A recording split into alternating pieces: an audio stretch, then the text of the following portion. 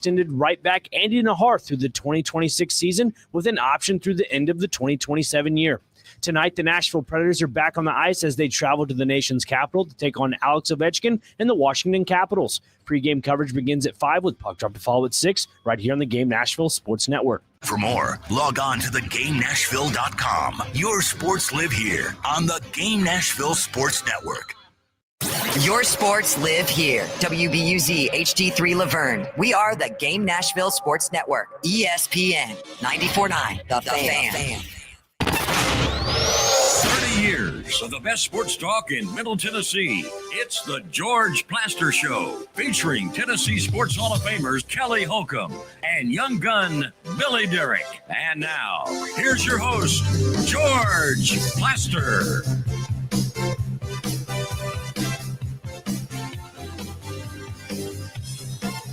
Good afternoon, everybody, and welcome into the George Plaster Show on this Thursday, February 5th, getting close to the end of the week.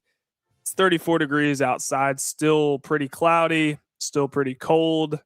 I'm ready for it to end. I know I've said that a million times on this show. We have a fun one in store today because, yes, we're going to be talking a lot of college basketball with the College Basketball Insiders coming up at 4 o'clock. But in the meantime, the NFL honors are tonight. They'll be handing out MVP. They'll be handing out Coach of the Year, Rookie of the Year, all that good stuff. I'm not exactly sure what time it is. I'll have to look that up when I get the chance. But we're going to discuss who we think should be MVP. We're going to discuss who should be Coach of the Year, what we think. We've already talked about that a little bit, but we're going to go even more in depth, and then we're going to open up the phones right before we get to the College Basketball Insiders. So with that, we welcome in Kelly Holcomb from Murfreesboro. Kelly, how's it going? I'm good, Parker. How you doing, man? I'm doing all right. Someone in the YouTube chat telling me to close the door behind me. I realized when I started that the closet door is open, which is probably not aesthetically pleasing. So I should probably do that. It's a good idea. I was about to say something about it as well. I mean, are you trying to show people your closet? What are we doing here? No, my wife was putting away some decorations yesterday, and she was the last one to use it. And I realized I should have closed it, but I didn't realize until after I started the show that it was already open. So you're saying it's her fault? Is that what you're saying? You blaming it on her? No. Oh, okay. It is all my fault. It is all my fault. I apologize, sure. Ray J. Johnson Jr. I'll fix that. Good. We're all excited that you're going to fix it because that was a eyesore. Perfect. He's going to shut it as we speak, and I am. That is very professional of him, especially with him being in his apartment. So we don't want to see that. Thank you. Just did it. There we go. Shouldn't be a problem anymore. My bad, Ray. All right. That was great radio. Fantastic radio. With that, let's get into America's favorite update, shall we, Kelly? I will say, ready, man. When football season starts to slow down, there are some other sports going on, but it seems like a little bit of a slower time in the sports calendar. Not today. Certainly not this week because we have the Olympics coming up, college hoops, Super Bowl, all of that. So last night, the Predators, they had a home game versus the Minnesota Wild in which they lost in overtime 6-5. So really high scoring. I would argue that was probably a game that you need to win if you have any chance of making the playoff. The good news is they have another game tonight, except it's on the road in Washington. So it'll be the final game before they get 3 weeks off for the Olympic break, and they're 4 points out of the final wild card spot in the Western Conference. Kelly, if you don't get the win tonight, if you're the Predators, I already don't feel great about the playoff chances, but if you don't get the win tonight, I certainly do not. That doesn't help. Yeah, I think the way they started the season, I think people are happy with where they're at right now, but Yeah, right now, obviously they've still got games left, but man, when you put yourself in that kind of a bind to start out the season and then you try to catch up, man, it's hard. And then some of the stuff that's, with Barry Trotz going on in the organization, man, I don't know if that makes it any more difficult, but I guess they get is it 3 weeks off? They get 3 weeks off for the Olympics. Is that what They it get is? 3 weeks off for the Olympic break. Nice. Opening ceremony tomorrow, so should be pretty exciting stuff. Yeah, absolutely. So that's what's going on with the Preds. One more game tonight, 6 p.m. puck drop. So the NCAA has denied Ole Miss's appeal for a 6th-year waiver for Trinidad Chambliss. Shocker, Kelly. Guess where he's going next? Tell me. The Mississippi State Court. Is he really? Shocking. I'm sure he'll try to get that temporary restraining order like Joey Aguilar did. Yeah, it's just, endless lawsuits, man. This is kind of getting crazy. You got the stuff in basketball, and you got Trinidad Chambliss and Joey Aguilar. I mean, this is just the tip of. I think this is just the tip of the iceberg. If you want me to be honest, I think everybody's going to start doing this. Yeah, I just don't see how the NCAA is going to survive if everybody who wants an extra year of eligibility goes to the state courts, gets the temporary restraining order, and they have to handle all this on an individual basis rather than just one big lawsuit. I don't know how they're gonna survive. I don't either with all these lawsuits, and they don't win those lawsuits, so they just fork out money and then don't win them. So I don't. I'm like you, but we've talked about it before.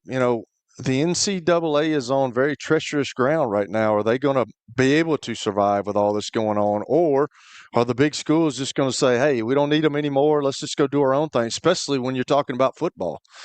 They're kind of the money maker, and, they don't want the NCAA. They're the ones bringing in the cash. They're the one bringing in all this revenue. They're the ones with the TV contracts. They don't want the NCAA telling them what to do. And I don't know if that'll ever happen, but it sure seems like that's the road they're heading.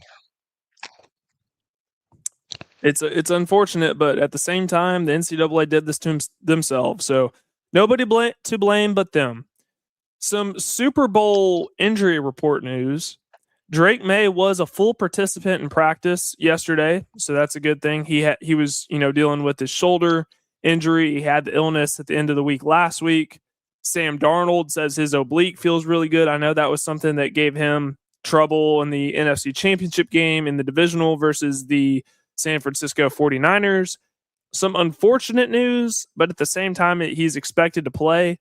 Seahawks nickel Nick Emanwari hurt his ankle during a pass deflection on Wednesday's practice, but Coach Mike McDonald said that he should be good to go.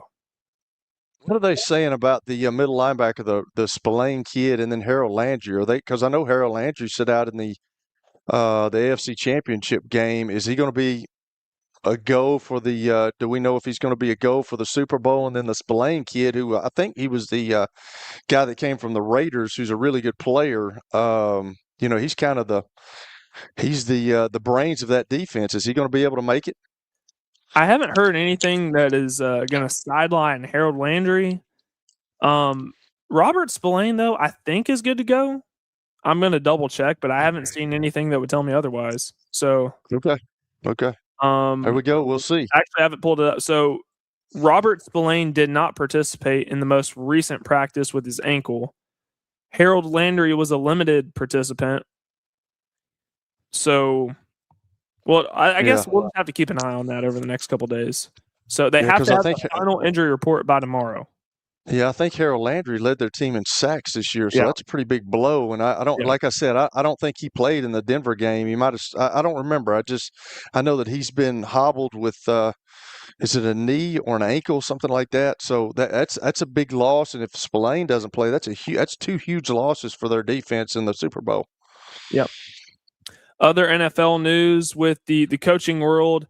Mike LaFleur with the Arizona Cardinals has hired his next offensive coordinator, and good old Nathaniel Hackett's back. He's back. Wow. Is he really? I don't know. I don't. Hey, man, I told you that's a retread league, man. Once you get in, plus he's the son of a coach, a former coach of the Jets. So if you can get in that league and you keep your mouth shut, you just do your job and you try to do it to the best of your ability, you're going to have people they're going to hire you. They're going to keep you around, and that's crazy to me, man. I don't know how you watch Hard Knocks and see Nathaniel Hackett and think that he kept his mouth shut.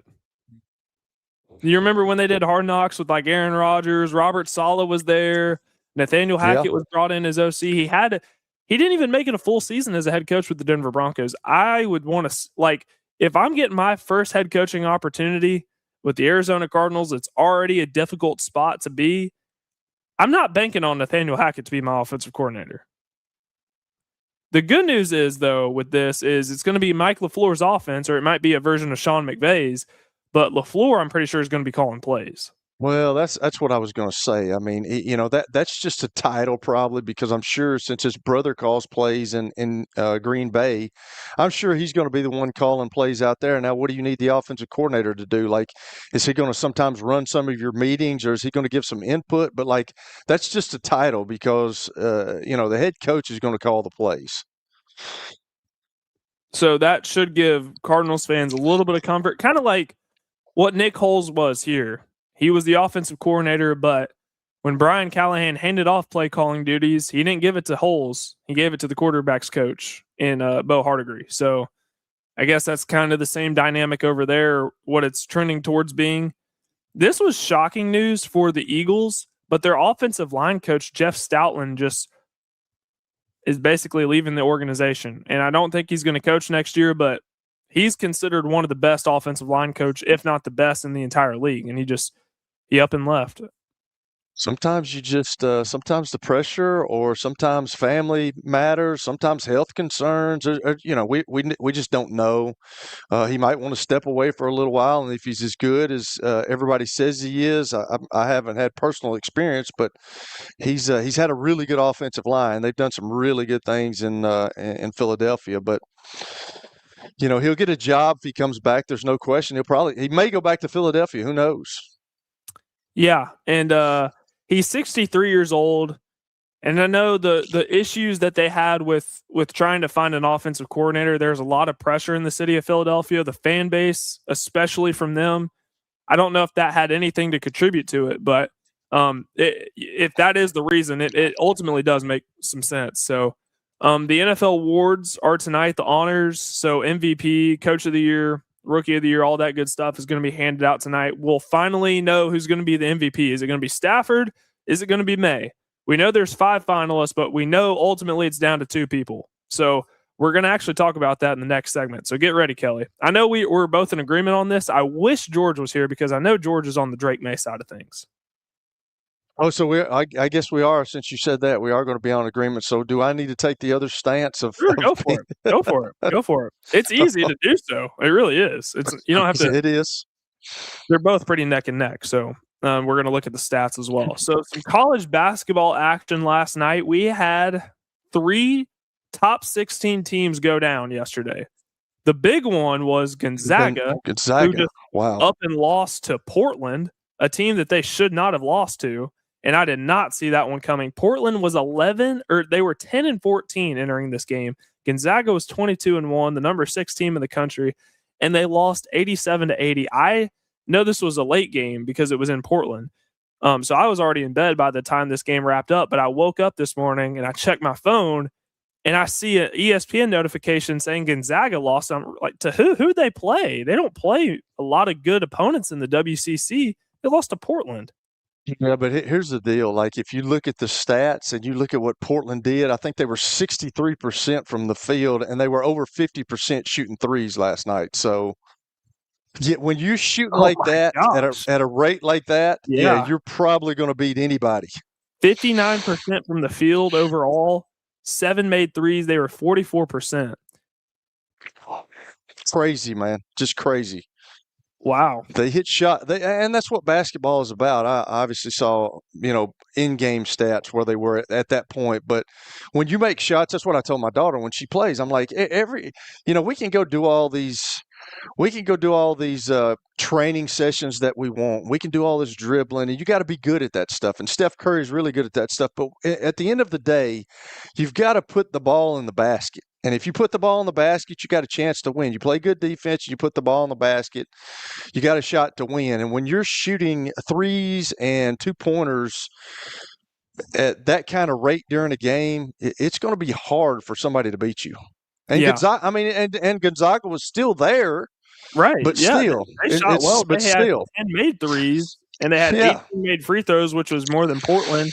And they shot 40% from the field, so it's not like they played bad. They put up 80 points. The other team shot it better. So, Oklahoma State beat BYU in Stillwater. Yep.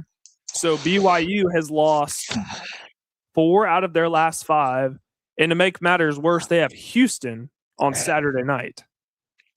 So maybe 4 straight losses for the Cougars, and that would be 5 out of their last 6. And then Michigan State got beat by Minnesota last night. By the way, there were some theatrics in this one because Jeremy Fears, their star point guard, got a technical foul in the game, and now Tom Izzo, or it's Jeremy. I get him and his brother mixed up. Jeremiah was the guy that played at Oklahoma last year. Jeremy is their star point guard this year, and he got a technical foul in the game, and Tom Izzo is threatening to bench him now. Oh, really? Tom Izzo doesn't play around, man. He's an old school guy, but sometimes guys say things that they probably shouldn't say, and I'm sure he's probably thinking, "Why did I say that?" So who knows? And that's like, George was talking about the squeaky clean coaches, and he mentioned Tom Izzo, and I was thinking to myself, like, if you bench Jeremy Fears, like, okay, that's as a coach, you have the right to do so. But how would he handle that? Would he transfer? That because they changed the transfer portal window where it opens up immediately after the national championship, which is a good move. But would he leave? That's what I'm thinking. I'm going to take the stance of what David Cutcliffe said last week. He was talking about that, or 2 weeks ago when I asked him about that, and he talked to a coach, and he's like, "Are you going to allow him to do that and not say nothing?" And the guy was like, "Well, he'll transfer if I get on to him too much." And then Coach Cutcliffe looked at him and said, "If he transfer, don't you? Good. You don't want somebody like that on your team if you can't handle criticism." Yep. So I don't, that's the way a lot of these coaches see it, Parker. I don't see it that way, and I'm not in that position. I don't know. I don't think you can allow the players to dictate what you're going to do as a coach. They're not running. And when you do, when you do, I think that's when you probably need to step away. Yeah, no, that's a fair point by you. So that is, and then he had a dirty play against Michigan. So this seems to be the beginning of a trend. So I guess Izzo's trying to nip it in the bud. So lighter slate for college basketball tonight. One matchup that involves a ranked team, and that's Michigan and Penn State. I don't think there usually aren't a whole lot of ranked games on Thursday nights anyway, but also you have the NFL honors, so that's something as well. One last thing, Vanderbilt and Kentucky play tonight on the women's side. Vanderbilt number 7, Kentucky number 16, and that'll be at 6 o'clock on 94.9 The Fan. So an hour after we're done, you can go over and listen to some Vanderbilt women's basketball. They're pretty good this year. Really good. Yeah. My daughter played them last year. They were really good last year, man. They got they started off hot and then kind of cooled off, but they've started off hot and they've maintained that this year. They've got some really good players on that team, man. Michaela Blake's is much watch, and if you haven't seen her in person, I recommend you do so. So there's a good chance too, if they keep winning like this, that they're going to host some postseason March Madness basketball, which would be fun over on West End. So with that, we will go ahead and go to the break, and on the other side, we're going to get into this MVP discussion. You'll want to hear it. Trust me. This is the George Plaster Show. When I got my first car, my dad told me, keep the gas tank full and my number on speed dial. Now parents are telling their kids, save 615-242-9000 just in case. I'm Blair Durham. If you or someone you love is in a wreck, call us. We're here to get you the money you deserve. If you're looking for fun, it's easy to say good things about the folks at Strike and Spare Family Fun Centers. Number one, I trust them with something that's near and dear to me, the Plaster and Friends Celebrity Bowling Night. But more importantly, I see the fun people have. They enjoy the bowling, they enjoy the camaraderie, and you will too. Come by any of their locations and get ready to have some fun. Bank anywhere, anytime with Wilson. At Wilson Bank and Trust, we believe you shouldn't have to choose between personal service and digital solutions. As your local independent bank, we're proud to offer the relationships and trusted service you expect, along with the tools and technology that keep you moving forward. So whether you're growing a business, buying a home, or planning for the future, we're here to help. Because this isn't just where we work, it's where we live too. Wilson Bank and Trust, here to get you there. Member FDIC. Nashville without leaving your home? Are you looking for expert medical care in Nashville without leaving your home? Medical House Calls brings concierge-level health care directly to your door. Whether you need urgent attention, ongoing primary care, revitalizing IV therapy, or medically guided weight loss, our experienced providers are just a phone call away at 615-838-2375 or go online, medicalhousecalls.com. If you are paying too much for your health insurance, you know what? You need to contact the folks at Pancoast Benefits. Pancoast works with businesses and individuals to tackle the high cost of health insurance. Whether you're a business owner, large or small, self-employed, between jobs, or over the age of 65 and in need of a Medicare plan, Pancoast can help. They make understanding your benefits less difficult and more personal. So check them out today, pancoastbenefits.com, or call them at 615-292-3400. Music City for one epic weekend. Major League Rugby's biggest rivalry hits Nashville. The Chicago Hounds face the reigning champion, the New England Free Jacks, in the Music City Rugby Showdown. Live at Geodis Park, Sunday, April 19th, kickoff at 3. Hard hits, nonstop action. Don't wait. Get your tickets at chicagohounds.com. Don't wait. Tickets will go fast. You can get your tickets at chicagohounds.com. ESPN Radio lives here. Your sports live here on ESPN 94.9 The Fan.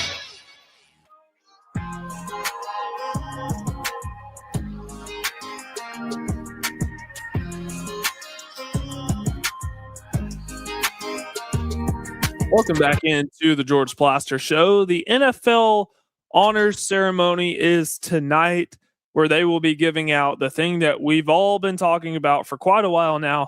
Who's going to win the NFL MVP? Now, there are 5 finalists: Drake May, quarterback of the Patriots; Matthew Stafford, quarterback of the Rams; Trevor Lawrence, quarterback of the Jags; Christian McCaffrey, running back of the 49ers; and Josh Allen, who won the award last year, quarterback of the Bills. But we ultimately know that it's going to be down to 2, and that is Drake May and that is Matthew Stafford. Now, Kelly and I happen to be on the same side of the argument. We both think it should be Matthew Stafford. However, George, on the other hand, thinks that it should be Drake May. And I want to preface by saying that this isn't one of those things where we're going to praise one and bash the other, because they're both very deserving. And if this were separate years, they both probably win MVP. But it is so close. It is so neck and neck. And you got to pick one. So, Kelly, why do you think it should be Matthew Stafford? Me, strictly because of his age. To do what he's done this year, and everybody kept saying that, hey, this guy's back is so bad to begin the year. He missed some training camp. I just think that for him to be in this situation and to be in the NFC Championship game, the way the year started, and they didn't think he was going to be able to play, and there were that retirement rumors that he might go ahead and retire, and then for him to have the kind of year that he had, wow. He gets Devontae Adams. He's got Puka Nacua, which, like, Puka's ridiculous.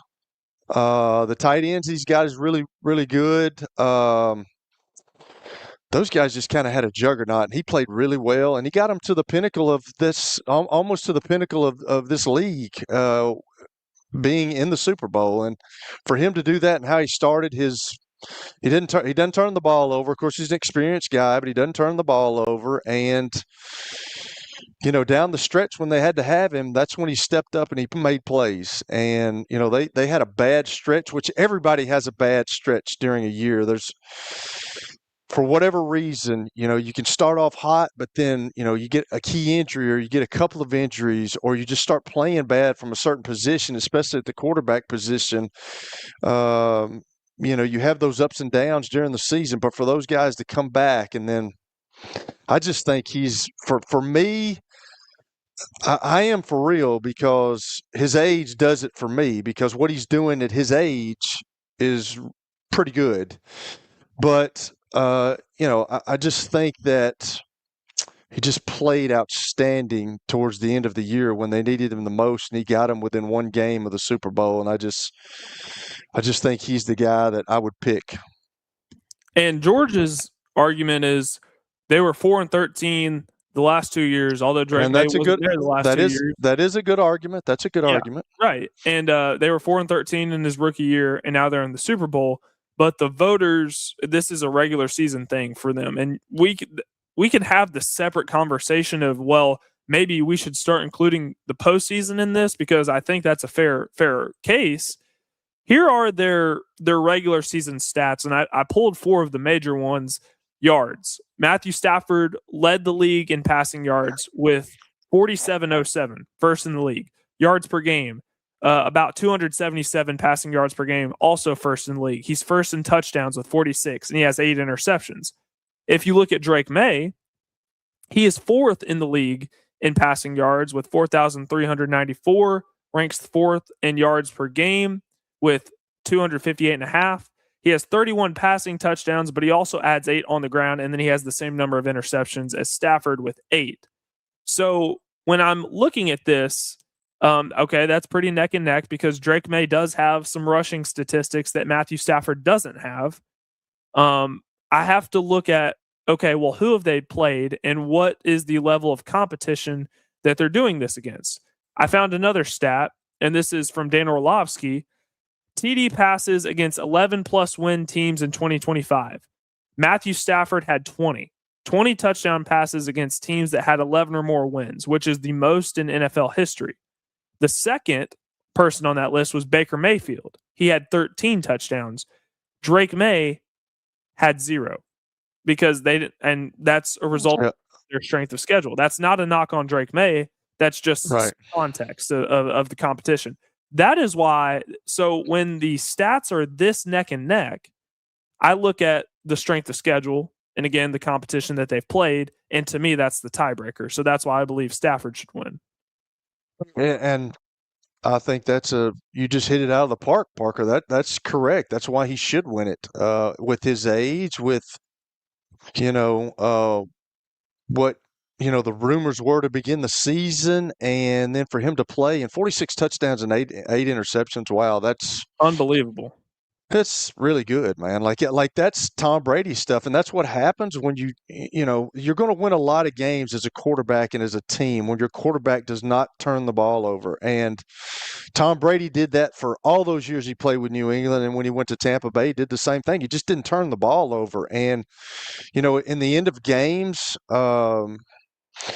that's when you close games out, and that's when you can trust an experienced guy like a Matthew Stafford or Tom Brady. When, hey, that you've got to have this, and you're not scared to put the ball in the air. You're not, he's not going to turn the ball over. That's how you win a lot of games in that league. And I just think you made the case right there why Matthew Stafford deserves to be the MVP of the league this year, because he's had that type of year. And doing it at 37, do you remember, Kelly, at the start of the year where there were questions on if Matthew Stafford was going to be even ready for week 1 just because of his back and things like, and he's 37 years old and he's still, this is probably the best season that I've ever seen from him statistically.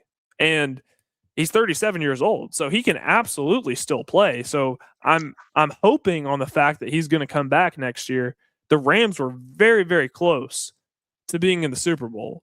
So that is just the case. Drake May has had a phenomenal year. I believe that he will be back in this thing very, very soon. But Matthew Stafford is aging, and I feel like that just come on, just give him the MVP. Agreed. I mean, I just said it. You made the case for it. You like in NFL history, he made 20 touchdown passes against teams that have 11 or more wins. That's the most in NFL history. That solves it right there. That there's an end of dispute. So that's, I mean, he's hands down for me the MVP this year. And it's kind of too like in 2020, I remember it was Derrick Henry, it was Aaron Rodgers. That was kind of the main, like, who should win MVP out of those two? Well, Derrick Henry rushed for 2,000 yards, and that's only happened 9 times in the history of the league. So when something historic happens like that, I feel like that warrants being given the MVP. And with Stafford literally making NFL history, Drake May's had a very special year, but I don't think it's been anything, NFL historic like we've never seen before. We've never seen this before, what Stafford just did. I mean, he had a really good year. He truly did. And then you look at what, and we can go to the shoulder injury, but you look at what Matthew Stafford did in the postseason. Had to play every game on the road. Right. Went to Carolina. That was a tough one. Went to Chicago at Soldiers Field when it was freezing, and they're an LA team in a frigid tundra up there, and he goes up there and he beats Chicago in Chicago, and then he almost beat Seattle at Seattle. So I just think the numbers speak for itself. I think what he did for his team. I know that Drake May is going to be there for a while. You would think because he got a lot of confidence, coming from a 4-13 year to doing what he's done this year and getting his team to the Super Bowl, miraculous. There's no question about it. But I think the numbers speak for themselves this year with Matthew Stafford. And if Drake May too, if the Patriots were to win the Super Bowl and he were to win Super Bowl MVP, that's something that Stafford does not have. Stafford's been to one Super Bowl, and I believe it was Cooper Kupp who won Super Bowl MVP. He had the Triple Crown season now with Seattle, who's ironically back in the Super Bowl. So that is the case for why Kelly and I believe Stafford should be the MVP. I know that there are a lot of you who probably believe Drake May should win it, and that's perfect because we're going to open up the phones in the next segment. We'd love to hear from you. Who do you think should win NFL MVP? We want to know.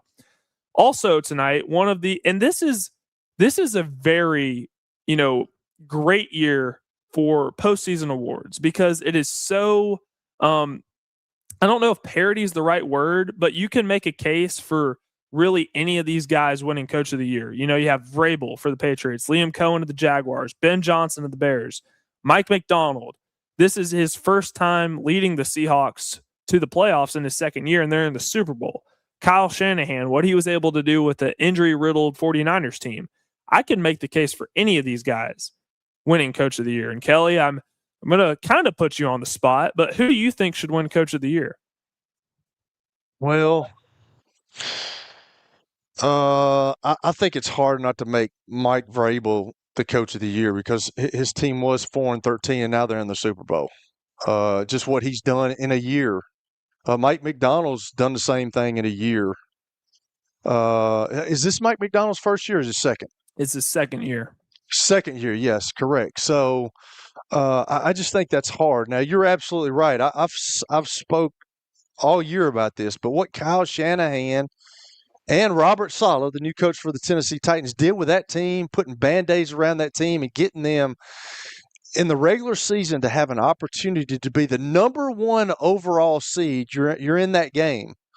What he did, I thought, was pretty miraculous. Ben Johnson, what he did with the Bears, because the Bears have been, the Bears, the last time I remember the Bears being good was in 1985 when they had Walter Payton and Richard Dent and Mike Singletary and all those guys, Jim McMahon. That's kind of the Bears I love Jim McMahon. that's the Bears that I know. I mean, I know they've had winning seasons since then. They've been to the playoffs, but like Ben Johnson did a really, really good job. And then, Detroit kind of fell off offensively a little bit. They weren't as good as they have been under Ben Johnson. And then Liam Cohen, man, I think that's why some of these teams that you look to that had coaching vacancies, I say when of course, nothing's going to happen, with Dan Campbell in Detroit. But then you look at Mike McDonald, who was in Baltimore, and then they let him go, and then they let John Harbaugh go, and then Liam Cohen was at the Tampa Bay Bucks, and I think that's why people are starting to say, hey. Some of these guys are having success that were underneath. I think that's why Joe Brady got a look. And I think that's kind of what's happening with some of these guys. So you could make a case for all those guys. You truly could. But I just think Mike Vrabel, with what he's done in 1 year to get a team that was abysmal last year, get them to the Super Bowl, I think he's the coach of the year. So right now, and this is just how I'm feeling right now, you ask me next hour to probably change, because again, I could make the case for all 5 guys to win this award. But as of right now, I think it boils down to Mike Vrabel, and Kelly, you laid out the case, and Liam Cohen of the Jaguars, because he took a team that had the 2nd overall pick last year.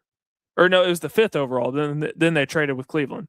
They had the 5th overall pick and got them to 13 wins and got them back in the playoff and won the AFC South. So that's who a first-year guy. Now, Ben Johnson's a first-year guy too, and I know I could make the case. But, Kelly, I think I'm with you.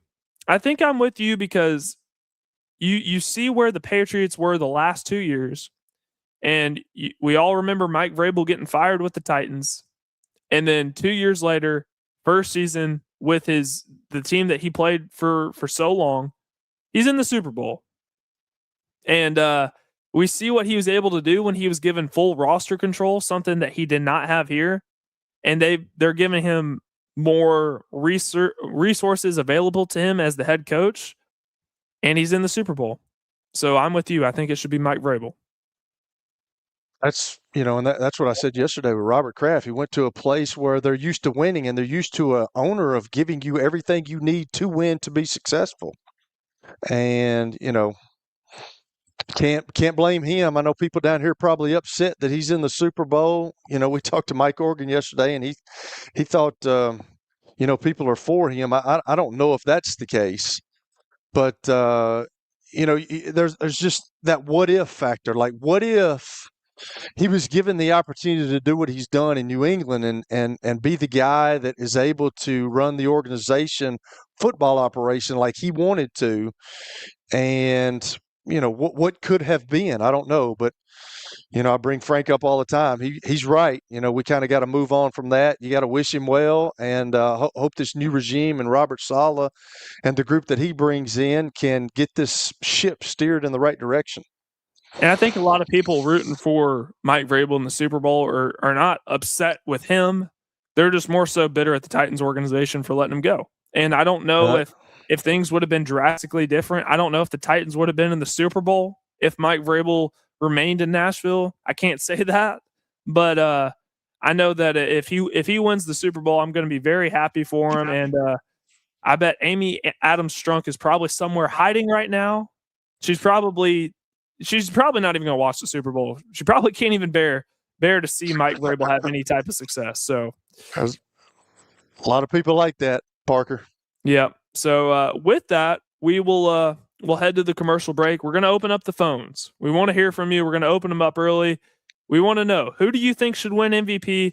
Who do you think should win Coach of the Year? Heck, who do you think should win Rookie of the Year? I know that's been a debate as well. Is it going to be Tyler Shuck? Is it going to be Tet McMillan from the Panthers? We'll open up the phones at 615-759-9949. Again, that phone number is 615-759-9949. Let us know your thoughts. We'll talk to you on the other side of the George Plaster Show. When I got my first car, my dad told me, Keep the gas tank full and my number on speed dial. Now parents are telling their kids, save 615-242-9000 just in case. I'm Blair Durham. If you or someone you love is in a wreck, call us. We're here to get you the money you deserve.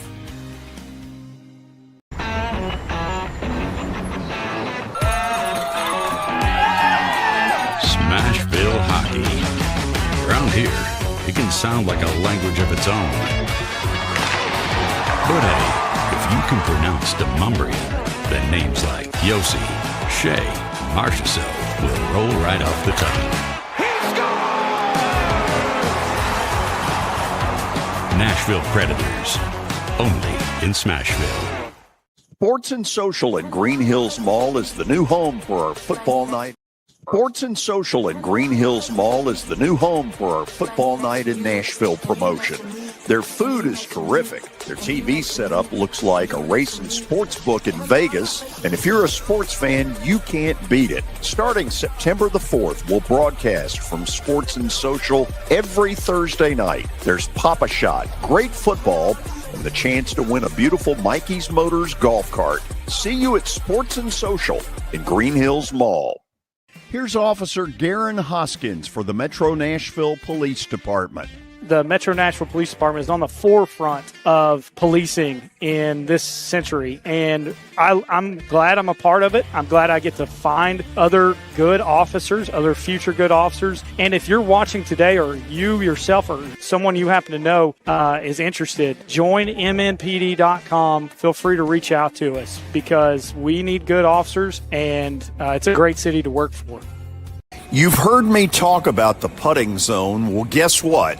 It's now open, and it offers a revolutionary indoor golf experience featuring state-of-the-art putting surfaces designed to replicate real-world course conditions. It allows players of all skill levels to practice, compete in tournaments, and connect year-round. Go by and see them at 3040 Sidco Drive and tell them Plaz sent you.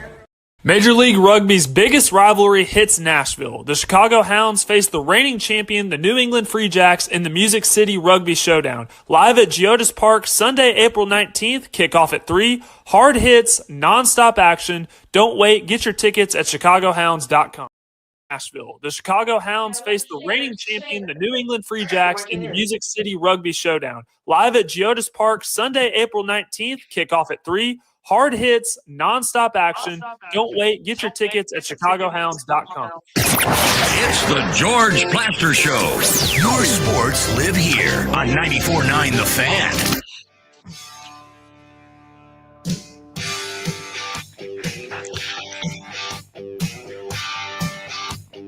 I have a couple of lines still open.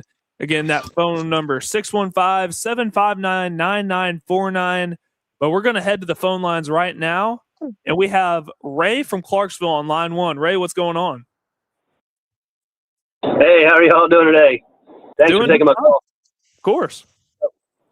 So, yeah, I think what you guys said is spot on. I think it's Mike Vrabel. I mean, I'm a Denver fan, born and raised, and been watching the Titans here the last 30 years since I've been here in Clarksville. And I will tell you what, when he went to New England, they pretty much took the brakes off of him and let him do what he needed to do. And I hate to say it, Tennessee let a good one go.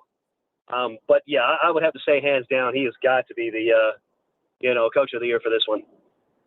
Who do you think should be MVP? As much as I hated to see Drake May actually beat Denver. The kid is an up-and-coming star, absolutely 100%. But I still got to go with the Rams star. I still have to go with him. I still got to go with Stafford. The numbers don't lie on this one, but I'm pretty sure if May keeps playing the way he's doing right now, for the next couple of years, he's going to be hands down an MVP. Yeah, no, I agree. Thanks for the call, Ray. So, Kelly, that kind of plays, and this isn't the main argument for the MVP. But, the age kind of has to factor into this just a little bit, because how many more chances is Matthew Stafford going to get at this? Drake May still has his whole career out in front of him. God forbid a serious injury or anything, but he still has his whole career out ahead of him. Matthew Stafford he's 37 years old, and he's playing like he is.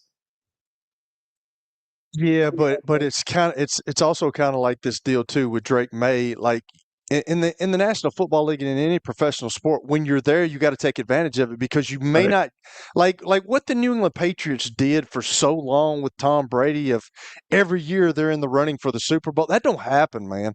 Right. Like ask Dan Marino, who when he was younger, everybody just thought, hey, this is going to happen every year, and he never went back. Yeah, good point. You know what I'm saying? So like. Yeah. This could be, the only season. I hope I'm speaking out of context here, but this could be the only season that Drake May has this opportunity. And this could be the best season that he's had. Now, hopefully that's not the case. I think he'll keep getting better, and I'm pretty sure he's a hard worker, from what you see from him. And he's a humble young man. And Mike Vrabel is going to help him throughout, but you don't know when he's going to have another opportunity like this as MVP. But for me, I'm not lying when I said earlier, you asked me who the MVP was, and the only reason for me is the stats are one thing because I think he's won on the stats. But the second thing for me, and the most important thing for me, is his age. Like when you're still doing it at that age. Like I was out of the league at 34 years old. I played 13 years and I was out of the league. Now I could have played some more, but he's 37 years old. You look at Aaron Rodgers. Aaron Rodgers 41 years old. That just don't happen. So 37 years old, and to be mentioned in the MVP race at 37 years old, and he should win it because of his age and because of his numbers. Period. Retweet. Period. All right, Eric on line 2. What's going on?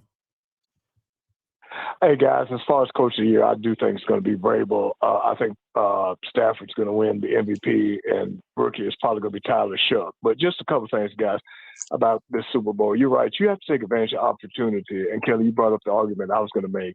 There's no promise. Because, like you said, Marino got back.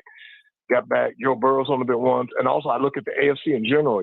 Look at all those quarterbacks, Mahomes, Lamar Jackson, Josh Allen, Joe Burrow, Trevor Lawrence, Bo Nix, on and on and on, C.J. Stroud. There's no guarantee you're going to get back, that this is going to happen again. There's just no guarantee that that's going to happen. You've got to take advantage of the opportunity you do now, and also look at New England next year. They had one of the easiest schedules in the NFL. They're going to have that first-place schedule next year, and I've already heard they're talking about some of the teams they got to play next year. Their schedule is going to be a lot more rough for next year, and you just don't know if they're going to be as good. And, guys, the last thing I'll say, and I'll get off, not only, of course, if Mike Vrabel wins the Super Bowl, it's going to be bad, but the fact is you had Mike Vrabel this year, A.J. Brown last year, so two key people that was with this organization gone and win 2 Super Bowls with different organizations. That really is sticking them not on Amos crawl, but Titans fans crawl, and that's just really pouring the salt in the wound if he wins it this year after A.J. Brown. Guys, y'all take care, and we'll talk again soon. Thank you for the call, Eric. Eric he's spot on with that. Right. That's absolutely right, because guys that you've let go have now gone to other organizations and won Super Bowls. Yeah. And it would be, I think there's the stat too of a quarterback to make the Super Bowl in his second year, or to at least play in the game in his second year in the NFL, has never been back. So, I mean, that's what I'm talking about, man. You just don't know. Though, because you did bring up the Dan Marino example, and I mean, there is a lot of truth to that. So. I can remember, I was younger, but I can remember when Marino came into the league and I was a kid, but like everybody thought that, he was amazing when he first came in the league, but everybody thought that was going to be a year in, year out experience. And it wasn't. He never went back. Never. It's crazy. Yep. Never won a Super Bowl either. Frank in Smyrna on line 3. Frank, what's going on? Oh, nothing, guys. Just trying to stay warm. It's pretty cold outside today. Brutally. Why ain't you in Florida, Frank? Why ain't you in Florida, man? I flew back up here last Friday night. I had to get my Vanderbilt basketball fix. Go Doors. I had to get my Nashville Predators hockey fix. Go Preds. And let's see, and my neighbor throws a big Super Bowl party, and every year. Plus, unfortunately, one of my neighbors passed away last week too. So, add it all up, need to come back up here for about a week and a half or so. So that's why I'm here, and it's honestly, Kelly, it's not been a whole lot warmer in Florida last week than it. No, has it not? Wow. Really? What's the temperature in Florida like? Mostly in the 50s and low 60s right now. I'd kill I kid you not, the outdoor hockey game that was played in Tampa Sunday night at the Buccaneers Stadium, the game time temperature was 42 degrees. And, oh, wow. That is pretty cold for there. I mean, you can just tell watching it on TV, people are wrapped up, and I'm like, I don't believe what I'm watching in Florida. But this is, and I will also say, of all the years I've owned that condo down there on Siesta Key, I've had to run the heat more this year than ever. It's just one of those winters down there. It's just every cold front you get through Tennessee has gone through Florida. But Kelly, I appreciate the love this week about Robert Saleh. Thank you. Oh, absolutely, man. Yeah, you were, but you're right about that, and that's what everybody has to do. We got to move on at some point. Everybody has to. Now, I don't have a dog in the hunt because I didn't get paid by the Titans, so I've got to be a Titans follower down here because I'm here and I'm on the show. But people have to move on, and you can't wish him bad luck. I mean, it wasn't his fault; it was the organization's fault. Right, and I think you're spot on too about people here. A lot of the Titans fan base is just royally hacked off with the organization for the AJ Brown thing and then letting Vrabel go. Yeah, I'm mad as anybody about it, but I mean I can't do anything about it. It's certainly not going to change. They don't care. Miss Amy don't care what I think. So if she did, she'd call me, but she doesn't, and that's fine. But we just got to move on. But Kelly, I've never understood down here in Nashville. Fans are loyal, especially when it comes to college sports in a lot of ways. But people out here, for whatever reason, just cannot let things go. I've seen it for my whole life here. It is just crazy. I mean, I don't want to knock on Peyton Manning, who's certainly a Hall of Famer, but you had a faction of fans here. They couldn't let him go after he graduated from Knoxville. They finally let him go when he retired. I mean, it's just, I'm like, folks, come on, just please, can we move on? And as far as the MVP, Parker, I got to agree with what you and Kelly both said. Yeah, it's Stafford. For me, it's Matthew Stafford. Hands down. The Rams, I don't think even sniff the NFC title game without Stafford out there. I just, and for the coach of the year, I don't want to say this, but it's going to be Vrabel, I believe. It's just, it's okay. This is therapy session, Frank. It's okay. This is a safe space. Look, it's like I told a friend of mine in New England. It's our own fault. It's our own stupid blankety fault for firing him in the first place. That should have never happened. And I said, and I finally just told him, what do you want me to tell you? They let the man coach, and guess what? I also did tell him I thought the Seahawks were going to win, but whatever. But that's all I got, guys. Thank you for the call, Frank. See you, buddy. It seems like we have total agreement on Vrabel for Coach of the Year and Stafford for MVP. We need to start keeping a tally, keeping a vote. Tyron and Brentwood on line 4. Tyron, what you got? Good to be with you again as always. And I'm alone of thinking. So I'm not going to take too much time on this particular. It's Stafford. Stafford had the kind of year that where you look at his numbers, you look at his play, and he's not the reason they're not in this game. I mean, they lost so many games this year where they had big leads. I mean, a lot of games this year just make you scratch your head how they lost them. But Stafford was tremendous, all-time great. He was at a high level, and I think he's back next year, and he'll play again at a high level. But there's no doubt about it. Stafford had the kind of season where you would think he's in the Super Bowl, and it's just unfortunate that they're not. They blew the division, and there's not a doubt in my mind if the NFC had went through so far, they would have easily been in the game, but it didn't. So that's just the way it is. So he's MVP, and yeah, Vrabel's coach of the year. I mean, people got to realize it. Within the last couple of years, they fired Belichick. and then they went and hired Gerard Mayo. They were awful. Last year when Kraft had to fire Gerard Mayo, and I remember when he fired him, it happened 5 minutes after the final game of the year. And I'll tell you a backstory to that, because I think early part of that week or at some point right around that time frame, Vrabel took an interview with the Jets. And that got Kraft and Jonathan Kraft's attention. They knew what had to be done. We can't lose him. He never was going to take the Jets job, but he did that just to let him, hey, I'm serious. Hey, let's go. So it's Vrabel Coach of the Year by Allen. I'm gonna stand on the floor, Kelly, and I'm gonna come at you because I think deep down, knowing you talking to you on this show, you're a tactician, you're a football junkie. The Patriots are gonna win this game, Shane. They're gonna win this game. There's no way in hell. There's no way in hell. Mike Vrabel's not gonna allow Sam Darnold to sit back there and have forever to throw the ball and just look at his head in the mirror, comb it, and pick the source of the receivers to throw it to. This is simple, man. This is about Vrabel's scheme, Vrabel's defense against Sam Darnold. We can talk about the roster and all this and that and the other. He's not going to let the receiver beat him, and he is going to bring pressure on Sam Darnold. And I'm telling you right now, Mike Vrabel, he is real, man. When he sits there and hugs the players after the game, that's not fake. That's not clickbait. That's not for look at me. That is real and authentic, man. Mike Vrabel, this team is about to embark on another run. Everybody talking about this could be it. No. Let me tell you something. Within the next 7 years, the Patriots will be back in this game at least 3 times. Vrabel is a real coach. They got stability. Josh McDaniels, he's an offensive coordinator. He's a great offensive coordinator. And as years go, Mayer's going to get better and better in that scheming system. Look, America, they're back. It ain't going to be Buddy Belichick. It's going to look a little different. But they are back, and if you're tired of the Patriots, you better go vomit. Because this isn't a one-off. All this Dan Marino talk, the Patriots will be in this game consistently going forward because Vrabel is the real deal. They got stability. They got the ownership. And this year 1, if he wins this Super Bowl, think about that. Year 1, where they had to turn over the roster. What do you think he's going to do going forward?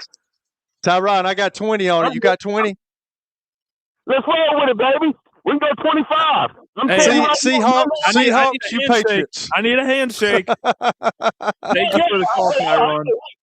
You live in Murfreesboro, I live in Florida. I'll come pay you. We can go 25, but I'm telling you, and I'm going to tell you Monday, Patriots are going to win this game, and they're going to embark on a 2.0 dynasty. Take care, gentlemen. Tyron, I need you to call in on Monday, okay? Because we're going to talk about this. We're going to open up the phones. Yes, so, Tyron, I'm expecting a call from you on Monday. You got it. See you, brother. Oh, man. I love that we just opened up the phones. And Tony from Nolensville, I feel so bad we're not able to get to him. I'm going to open up the phones again tomorrow. So, Tony, if you call in, I promise you'll be the first one that we'll get to. All right. We're going to hit a break. On the other side, we have Stat of the Day and College Basketball Insiders. This is going to be fun. This is the George Plaster Show. Are you a plumbing pro or a sales ace ready for your next adventure? Busy Bee is hiring now. We need a lead residential plumbing installer with 5+ years experience, technical skills, and a can-do attitude. Or join us as an HVAC comfort advisor where your sales experience makes a difference every day. Great pay, supportive team, immediate start. Apply today at Busy Bee HVAC and help us build better, more comfortable homes. Don't wait. Buzz in now. Call 775-7833. If you're worried about a child who may have experienced sexual abuse, you don't have to face it alone. At the Sexual Assault Center, we provide specialized therapy for children and families at no cost. Our highly trained therapists help children heal through age-appropriate care, while supporting caregivers and loved ones every step of the way. Healing is possible, and early support can make a lifelong difference. Learn more or reach out today at sacenter.org. Is it hard right now? Did you come back from Martin? Now, here's your latest Fox 17 Code Red weather report. I'm Fox 17 meteorologist Greg Bobus. In the afternoon, not the warmest of days. We'll only be in the mid to upper 30s. Mostly cloudy to start today, and then by the afternoon, we'll sneak in a little sunshine. Your sports live here on the Game Nashville Sports Network. Ponce Law is the only injury law firm with the Crash Cam Network, capturing accident footage on highways across Middle Tennessee. Injured in an accident? Call Ponce Law. We offer a no-fee guarantee, and for over 30 years, we've been helping injured people just like you. We've been voted best law firm multiple times. I'm Michael Ponce. If you've been injured, call us today at 615-244-4321. Ponce Law, justice for all. Hey, it's Willie Donick for Pella Windows and Doors of Nashville. If your home needs an upgrade, start with Pella Windows and Doors. It's wintertime, and Energy Star says you can cut utility bills by about 12% with energy-efficient windows, and Pella delivers that. Their proper sealing and insulation help keep moisture out, prevent rot and costly damage. And installing Pella windows pays off. The 2025 cost versus value report shows homeowners recouped up to 75% at resale. Upgrade smart. Choose Pella Windows and Doors of Nashville. Go to PellaNashville.com. Major League Rugby's biggest rivalry is hitting Nashville. Major League Rugby is taking over the Music City for one epic weekend as the Chicago Hounds take on the reigning champions, the New England Free Jacks. It's the Music City Rugby Showdown, live at Geodis Park on Sunday, April 19th, kicking off at 3 p.m. Hard hits, nonstop action. Major League Rugby's biggest rivalry hits the biggest stage in Nashville. Don't wait. Tickets will go fast. You can get your tickets at chicagohounds.com. Your sports live here. WBUZ HD3 Laverne. All around the world on the Game Nashville app. We are the Game Nashville Sports Network. ESPN 94.9. The Fan. A Cromwell media station. It's the George Plaster Show. Your sports live here on 94.9 The Fan.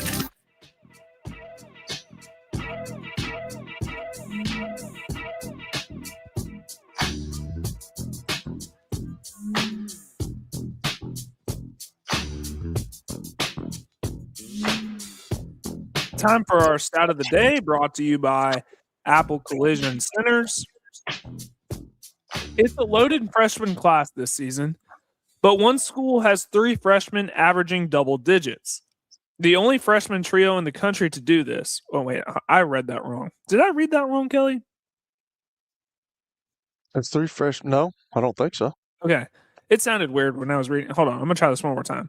It's a loaded freshman class this season, but one school has 3 freshmen averaging double digits. The only freshman trio in the country to do this. Can you name that school? There we go.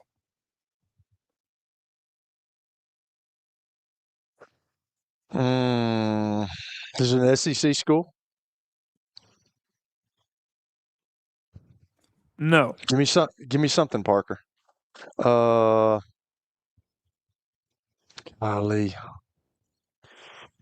You were not going to get this. Oh no, I'm not. Is it like? Is it a?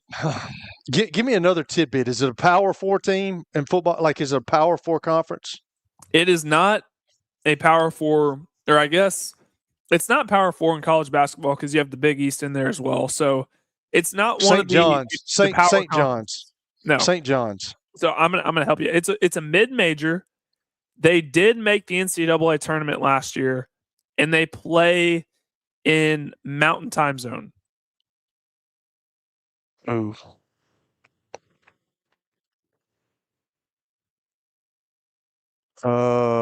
Yeah, Gonzaga, San Diego State, somebody like that. That's all I know, man. That's all I got. Yeah, and I would ask the basketball insiders for some help. We don't have them yet. Lee just tried calling me, so I'm going to get to him in just a second.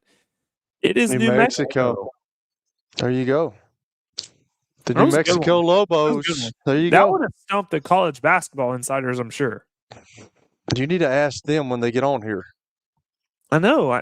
Lee tried calling me. Let me see if I can get him on here.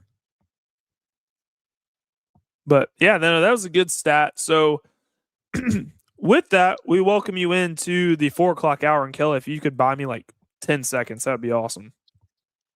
Yeah, Ty needs to come off of some of those hard questions right there. Good gracious. I mean, I at least have George with me sometimes, but I mean, Ty is killing me with these questions right now. He's got to go to some, I don't even know. I mean, Parker, have you seen New Mexico? Ty, have you seen New Mexico play this year? I'm sure not. I wouldn't be surprised if Ty has watched New Mexico at some point this year. He is a college basketball junkie. Is he a basketball aficionado? Is that what He he is is? a basketball aficionado. Now, I cannot say with 100% certainty that I've watched New Mexico this year because I haven't. But I did watch them in the NCAA tournament last year, and they looked pretty good. So yeah, I don't think I've maybe I did watch them last year in the NCAA tournament. I think I did, but like other than that, I've never ever seen New Mexico play. Matter of fact, I wouldn't even be sure that they had a basketball team. I'm sure they probably do, but yeah. So that's those questions are getting rather difficult for a one-man show here, which is not great at remembering things and then regurgitating it out of my brain. So should thanks, we Ty. ask Lee Fowler if he's watched New Mexico this year? Yes, please. Lee, have you watched New Mexico play this year? I've seen New Mexico play about a quarter of a game. Were they good? How did you like it? Were they good? Yeah, I think they're a good team. I'm not so sure that their competition is as good as most of these other people are playing, but they're a good team. They seem to like each other and play together. Did you know they have 3 freshmen that average double-digit scoring? I knew they had 2 really good players. I didn't know the third one did. Yeah, I didn't either. Kelly and I just learned that right now. So, all right. So I guess go ahead. Yeah, I think that they have come together, as a team with having scores like that. It's tough to do that sometimes. But when you've got 3 guys like that, as Kelly knows on any team, if you've got 3 different chances to go get points, you have a chance to beat people. Absolutely. And this kind of ties into our theme of, we've been talking about this freshman class a lot. And Nate Ament had his 4th straight game against Ole Miss the other night in which he scored 19 or more points. And he really seems to be – I haven't seen Nate Ament as confident as he was on Wednesday night as I have all season. He was sticking his chest out, and it's really helped the Vols as they're on a 4-game win streak.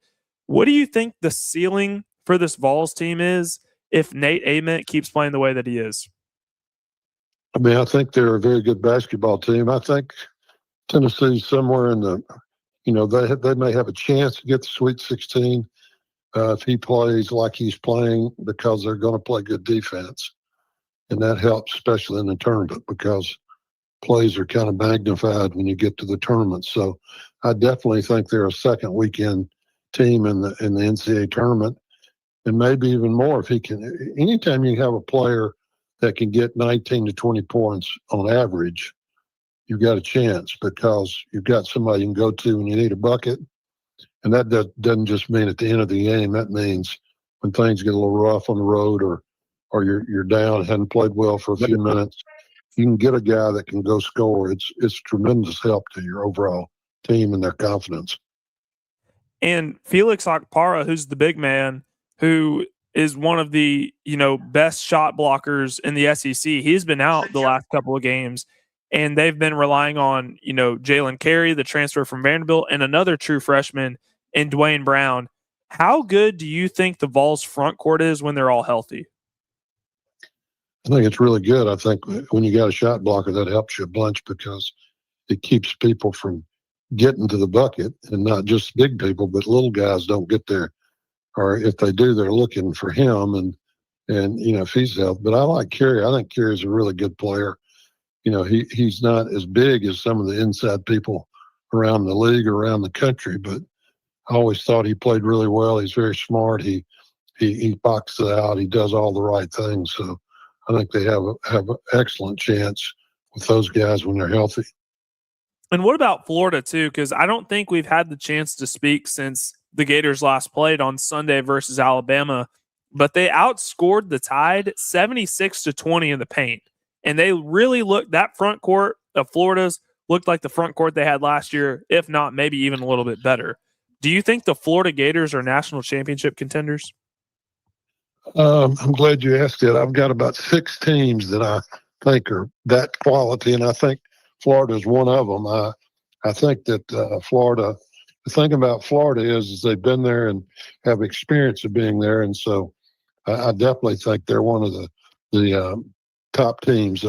I've got, if you want me to tell you who I've got, I will. Please. I've got three different tiers. The first tier I've got Duke, Houston, Arizona, UConn, and Michigan. And then I've got Florida in my second tier, but there are only 5 in the first tier. And I've got Iowa State, Florida, Illinois, Gonzaga. Did you see where Gonzaga lost last night to Portland? Oh yeah. Yeah, Kelly and I were talking about that earlier. Yeah, that's a slip up, and they've got Santa Clara this weekend, I think, or maybe it's next Thursday. I can't remember, but Santa Clara is 20-5, and they're playing at Santa Clara. So, that was a bad loss for them. But anyway, Purdue's the other one, Kansas, and BYU is the other guys. And then I've got Tennessee in my third group: Nebraska, Vandy, Alabama, NC State, UNC, Virginia, and Michigan State and Texas Tech.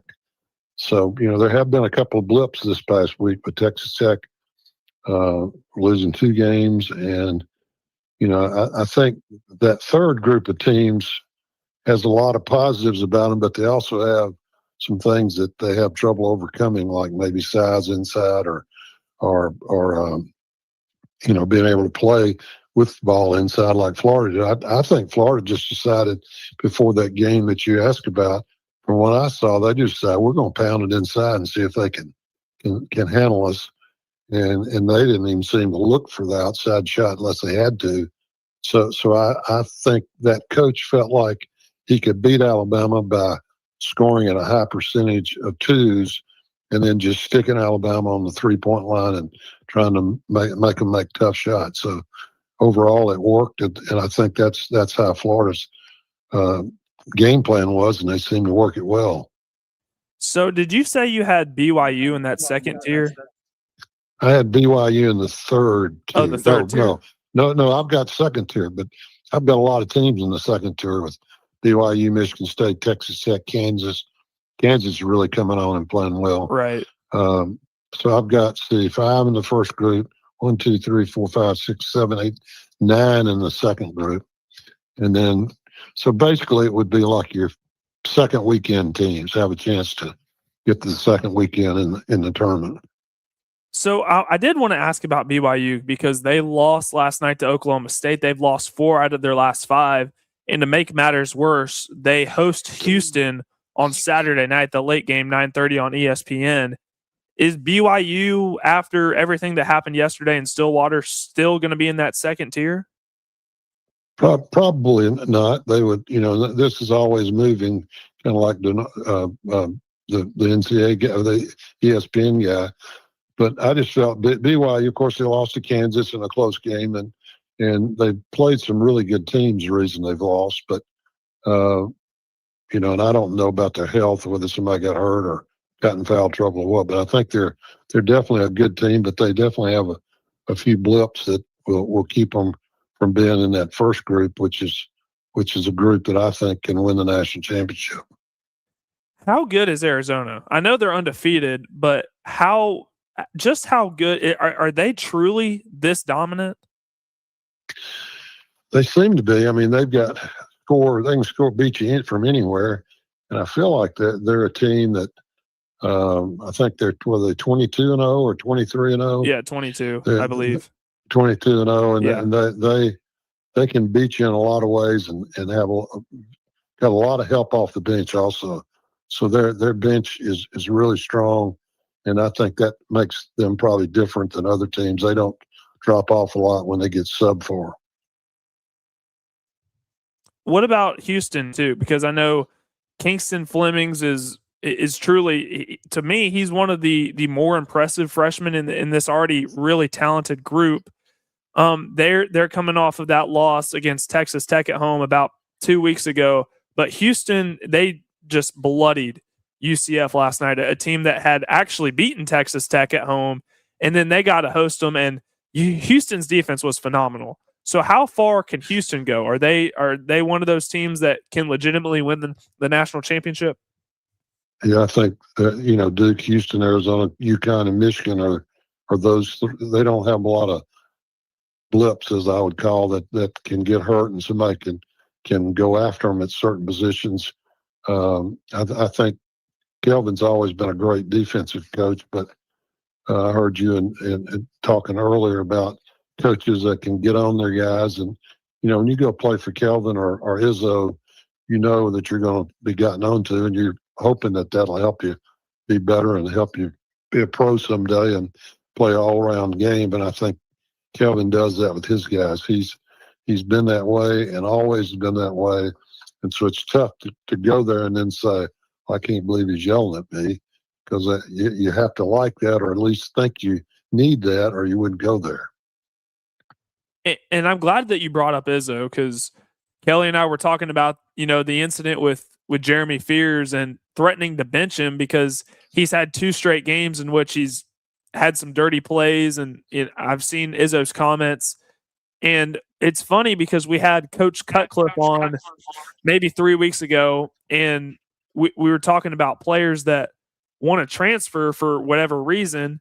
And if one of those is because your coach is getting on to you, well, that's kind of good riddance. So how do you see this situation playing out with Coach Izzo and Jeremy Fears? Well, I think Jeremy will, if you know Tom Izzo, he's tough as he can be. You know where Iron City, Michigan is? I've heard of it. I don't know where it is, but I've heard of it. It's north of Alpena, Michigan, and Alpena is almost in the northern peninsula. And he's a tough guy. He came from, a tough way of life growing up. It's bitterly cold there pretty much year round, except for a month or two.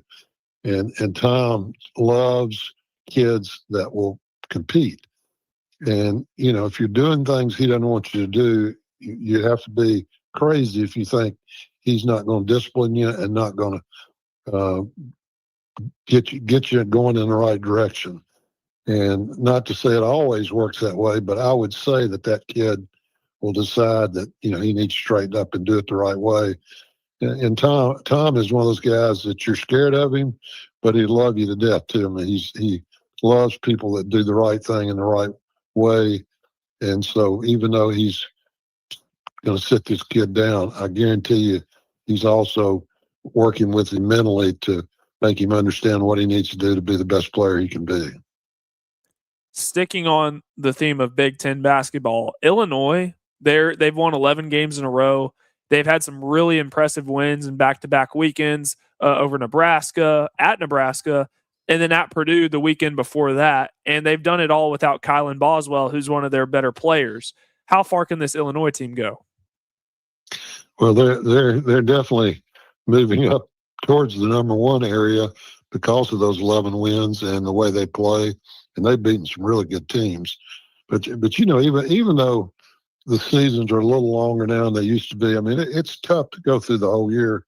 That's why I think Gonzaga probably was asleep last night and went to a Portland team I think's won 8 games and didn't play. And it happened to me as a player at Vanderbilt. It happened to me as coaches, where you lose to people you shouldn't lose to, because knowing full well when you go into a game like that, the team's not very good. Your team knows the team's not very good. And sometimes you can't get their attention until it's too late. And that's what happened, I'm sure, to Gonzaga last night. And that's why you think these teams like Houston and Duke and Arizona and UConn, they're teams that can withstand those type games, still win games on the road. And therefore, that's why they're kind of cut above the rest of them. And I imagine it's kind of the same thing with Nebraska, because they were on this big, long win streak that, went back to last season when they won the Crown tournament. But they slipped up twice, one being in Ann Arbor, Michigan, and then last Sunday against Illinois. Do you think Nebraska kind of needed that to get reset and to finish out conference play, because they still have a lot of challenging opponents left? Yeah, but those two teams, as we've talked, Illinois is really good. They're on a great streak, and Michigan's one of the teams I think can win it all because they don't have a lot of weaknesses. So losing those 2 games, and they could have won the Michigan game. They didn't make plays right down the stretch, but they had opportunities to make them. And so you lose a little confidence with that. But Nebraska is really a good team as long as they. And I found out later after we talked last week that their rebounding guy didn't play that game, so he's been out, and so that hurt them with competition of those type teams. So I think they're still very good. I think they'll be there. I think they'll win games in a tournament, and I think they'll get the second weekend of the tournament. Do you think they're making the case for having the best conference in college basketball this year, the Big Ten? Yeah, I think without a doubt that they are, because they're really good at the top, and then they're really good in the middle of the league. Indiana's playing better now and winning some games. So I think top to bottom they're better than any other league. Some teams like Arizona and Houston, they may be better at the top, but they don't have the teams in the middle that are as good as the Big Ten does. So, and the SEC's beating each other up pretty much nightly because of there are a lot of teams that are very good, but they, as I said earlier, they have blips, and if you can take advantage of those blips at the right time, you could lose games to people that most people wouldn't think you should lose to.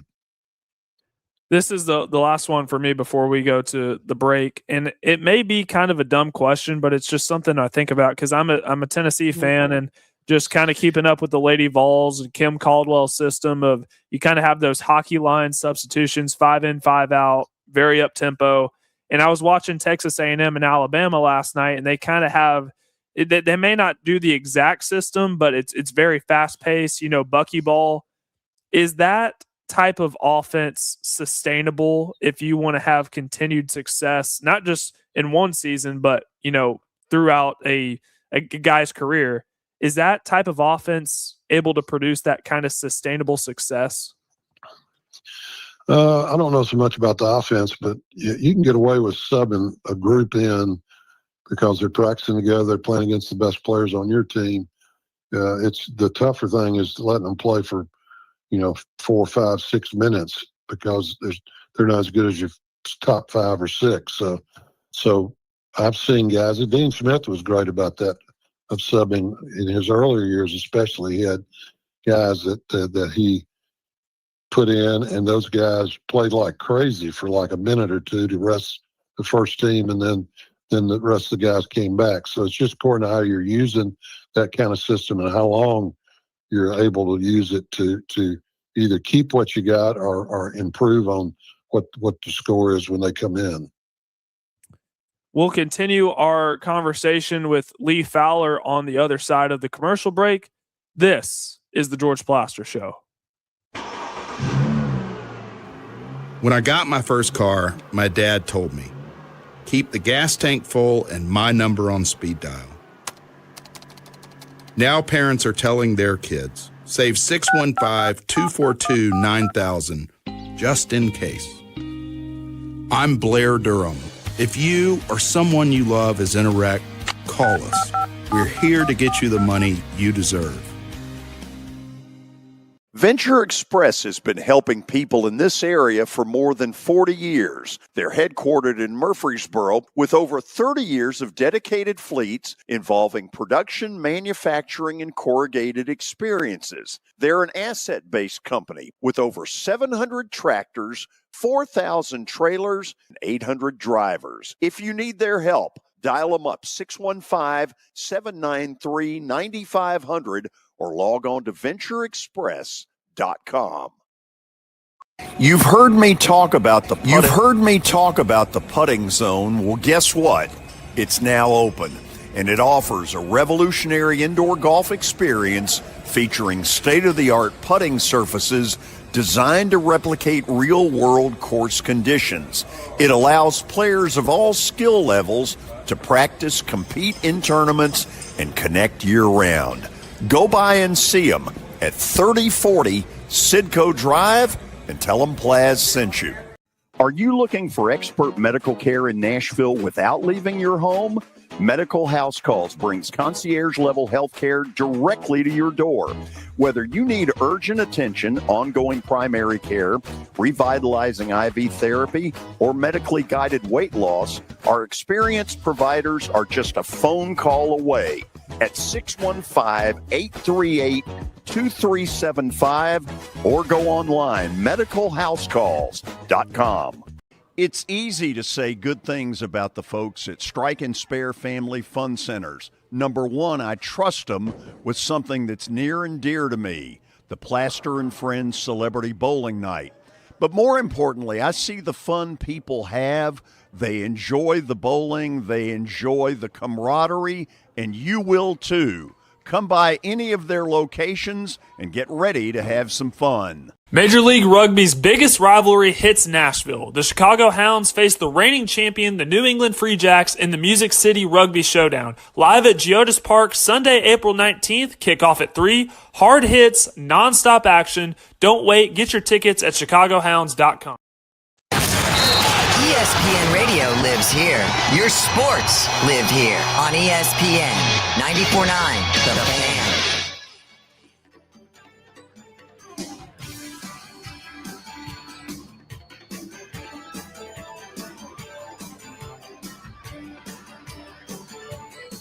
Continuing our conversation with our good friend Lee Fowler about all things college basketball, Kelly, take it away.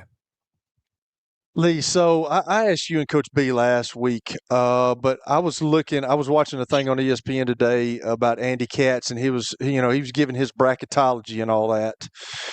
And what is, I know that, Parker tried to take another one of my questions talking about buckyball, but like Texas A&M, why are they not getting the respect? And I know this is every sport is a respect driven business. You've got to earn your respect. You've got to, strive for that. And, Kurt Signetti talked about it. This is a production business. You got to produce while you're on the court. But it seems like, Texas A&M is still up there at the top, and he doesn't even have them in their, in his top 6 brackets, which is kind of unbelievable to me. Why are they not getting the kind of attention that maybe needs to be deserved at this point? Well, Kelly, you've been on teams, and I have too, and coach teams that were that way, and they're probably doing well because they feel like they're Rodney Dangerfield. That nobody gives them respect, and so therefore they are really got a close-knit group because they want to prove to people they're better than people think they are. But why it happens, I don't know. I think the biggest thing is coaching change and new players. Not many people knew who the players were at Texas A&M. They aren't usually, top 5 or 6 in the league, but they're always very good in the league when Buzz was there. And so I think a lot of those things are the reason behind it. And then, as the season goes through the middle of February, if they keep winning games, they'll definitely rise up because you can't ignore them if they're 1, 2, or 3 in the league as it ends up into February. So I was reading some stuff today and reading some stuff on UConn, and UConn's kind of hitting a stride, and you had UConn in your first tier of winning a national championship maybe. Do you think this team of Dan Hurley's is as good as those back-to-back teams that he had a couple of years ago? I'm not sure they're as dominant, and they're not 9 deep like those teams were. But I think he, like Izzo, like the Duke coach, like Houston, those guys just demand a certain attention on defense and to detail. And people that go there, they get the best of the best, and especially they understand. It's like back when Bobby Knight was coaching. I didn't like Bobby. He was kind of a crazy man, but people who went there knew how he was going to be and was okay with that, and maybe even thrived off that. And I think that's what happens at those places. And Dan Hurley, to me, is kind of a hard-hitting. I know his brother at Duke when he was at Duke, and then I knew his dad way back when. And, they're just what they are. They're going to come at you hard. You're going to do what you're supposed to do, or you're not going to play. And he demands every play for you to be on in every play.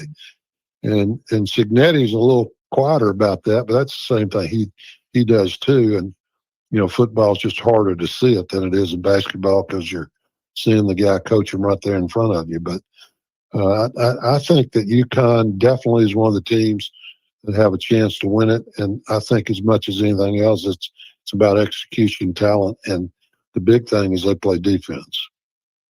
What about Rick Pitino's team? I know that they play. What about his team at St. John's? I know they've had a resurgence, and he got into the NCAA tournament last year, and he was a pretty high seed, but just seemed like they got in that rut where they couldn't score. Have you seen his teams this year? I've only seen them play once, but they too. It's funny about certain coaches, and you've seen them through your career. They always have teams that get better during the year. And some teams kind of reach a plateau and they don't get any better. But Rick's a guy that's a student of the game, and he really understands people and chemistry, and he's always gotten his teams to be better and always gotten them to be really good at tournament time. So the Missouri Valley Conference, a really good conference. But last night Belmont had a huge win. Coming back against Drake, I think it was the biggest in school history. What do you think of their chances are of winning that conference and moving on to the NCAA tournament? Well, I think that conference is so good this year. That every once in a while, a conference like that has a chance to get 2 or 3 in without, winning your league. I think Belmont's good enough to get in, even if they don't win it. But now whether that'll be known by the committee or not. But they are, I promise you, nobody wants to see them in their bracket because Casey can flat coach and Belmont's really good. And, there are a lot of good teams. I mean, Austin Peay won a big game against Lipscomb last night. I think there are a lot of good teams in this area, which says a lot for the coaching that Vanderbilt and Belmont and Austin Peay and Lipscomb and all those teams have. So I think we're very fortunate in the Middle Tennessee area to have really good basketball and very good basketball coaches coaching our universities. So I got a couple of crazy questions here that these are kind of off the wall questions, and I don't know really how to answer them, but I was watching the show this morning and somebody was talking about, Parker brought up, I think last week, talking about those 5 freshmen that are really good. And now you're getting on all these sports programs. Are they the best freshmen ever, best freshman class ever? And then, that's Boozer and Peterson, the Caleb Wilson kid, the Flemings kid. But Chris Webber was talking about on that show this morning that, and I think somebody brought up the 81 class of Jordan, Akeem, Patrick Ewing, Chris Mullins, some of those guys. So that's always going to be debatable. But one of them said that I don't think you can compare freshman classes back then to freshman classes now because a lot of these freshman kids don't get to see the kind of talent because these guys don't stay as seniors. Like Patrick Ewing and those guys were playing against guys that were, senior guys that stay in school their whole time. And nowadays that just doesn't happen. Is that a good comparison with that? And I guess my question is this the greatest freshman class like they were talking about, or there more? Because that's always debatable. Yeah, I don't think so. And I was assistant coach at Memphis in '81, and they used to have a camp, and it was called BC Camp, Cronire Camp, and it was in Augusta, Georgia. Athens, Georgia, and it was at 2 different high schools. And I was at that camp where all those guys, I think. The great player at Oklahoma also, but they had 21 guys. I think 14 of them became NBA All-Stars. They were all in that same class, Jordan and all those guys. I've never seen it before or after, and you knew it then how great they were because everybody's trying to recruit them. And then, 20 years later, they were all NBA All-Stars also. So it remains to be seen whether this group will have that kind of staying power like they did.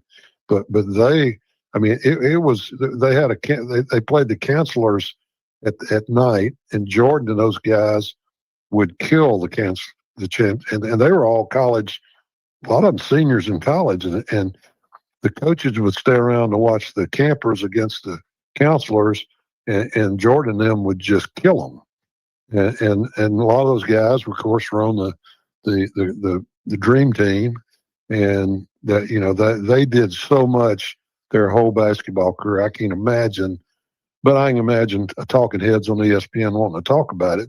But I've not seen anything like that group of guys that came through that year.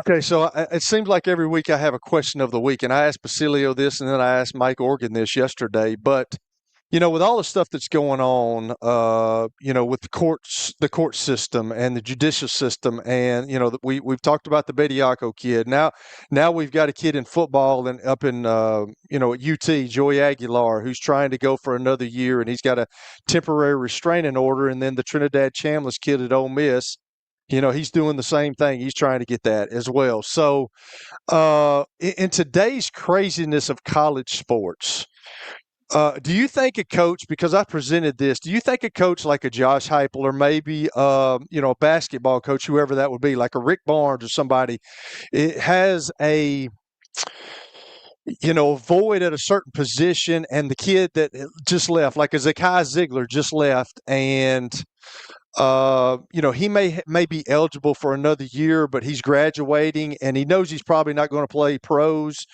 Do you think that coaches nowadays are kind of nudging kids to say, hey, you might get another year if you kind of, sue the NCAA? And, oh, by the way, I've got a guy that maybe can help you as a lawyer. Do you see that kind of happening, in this year and years to come with that? I think there's no question, and I think the NCAA is having a lot of trouble keeping what they say is happening, because the courts are deciding they're keeping this young man from making money that he can make. And we've gone away from academics and trying to get a degree and moving on. Now it's about the money they can make in college before they move on, and the NBA doesn't have as much to do about it. So yeah, I don't think there's any question that there are attorneys around that either talk to the coach or talk to the player and say, hey, we think we can get this done, and I don't blame them, because I think that's what we've opened ourselves up to in the NCAA, to allow that to happen. And I'm not saying it's bad. I just think it's hard to figure out who's going to play next year and who's going to be here and not be there. And you got the guy at Alabama who the judge is still, we assume you'll play all year. But what if the next court probably won't get to the next court? That's a good thing or bad thing about our legal system. It takes a while to work your way through it. So NCAA's kind of, their hands have been taken out of a lot of things, and they've said no to things, but unfortunately they go to the next higher power. And I think when they go to the NCAA, they know they're going on to the judge and try to get a ruling. And, we see it in politics all the time, but they know the judges that are more apt to rule in a student athlete's favor. So, the system is not, I don't blame the NCAA completely, because they have, like they told the kid at Alabama he couldn't play, but the judge says he can play. So, in their rules, you're not supposed to be playing, but they can't fight the court system. So it's really a strange time in college athletics. I don't know if the teams are. Pardon? Yeah, go ahead, Lee. I'm sorry. Keep going. Sorry.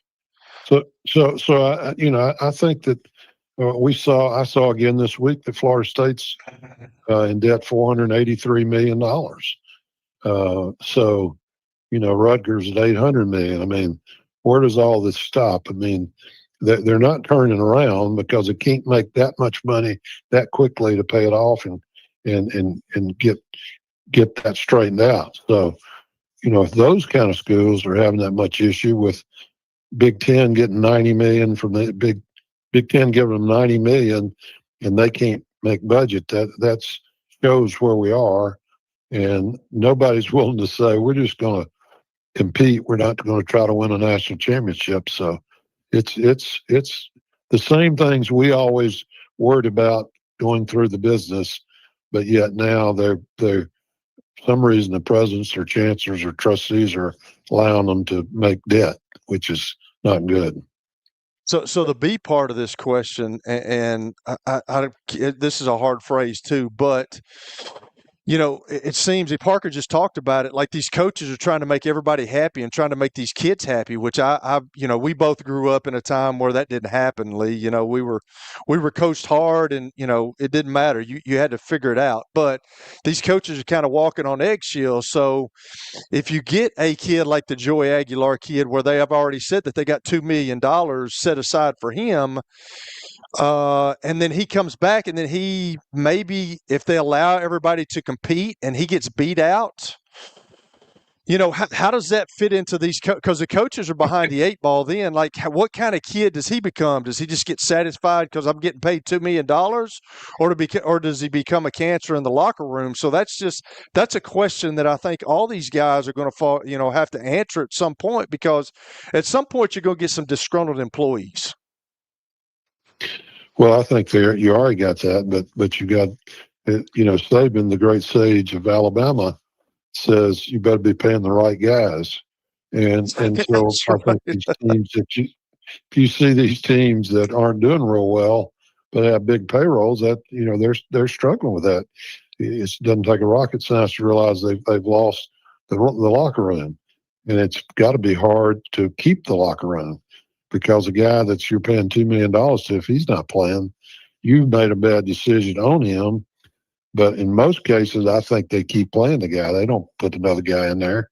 I think that happens, and it happens in the NFL. You saw it in the NFL where high-paid guys are going to play, and the team's not going to win. And back to your statement, I heard Parker say it, and I agree with it, sort of agree with it. But the great coaches, which we're losing pretty much a couple every year, aren't going to put up with it. They may allow them to have money, but they're not going to let that destroy their team. But the guys that are making $6, $7 million, never made it in their lives, never coached when it was the other way, they're going to not be successful by giving in to the players. And and now we can compare it to the NBA. I mean, the NBA has great players on most teams, and they can't win 20 games out of 80. So it's all about the team. It's all about the coach making sure that those players do what he asks them to do. And however way he gets them to do that, they have to respect him and do what he asks them to do. And some guys can do it smiling on their face, patting them on the back. Other guys got to be on them all the time. But it just puts a lot more pressure on that. And that's why you're seeing these guys get fired 4, 5, and 6 games in the football seasons, and they're getting fired, before the basketball season's over to get ahead to get somebody else. So it's just amplified everything we got going on in college athletics.